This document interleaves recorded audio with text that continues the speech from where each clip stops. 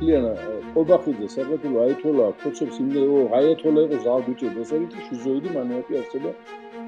დასცემს 14 ტონის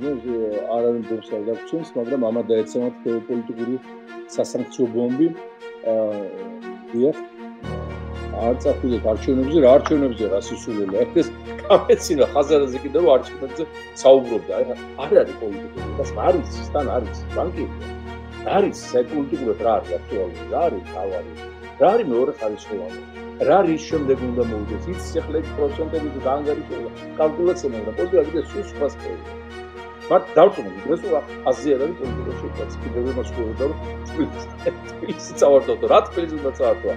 საქართველოს წავარდო რეჟიმი ამიტომ რეჟიმს უნდა წავარდო საქართველოს და მე უნდა ვიფიქროთ ადგილობრივ არჩევნებზე და რაღაცა მუნიციპალიტეტებში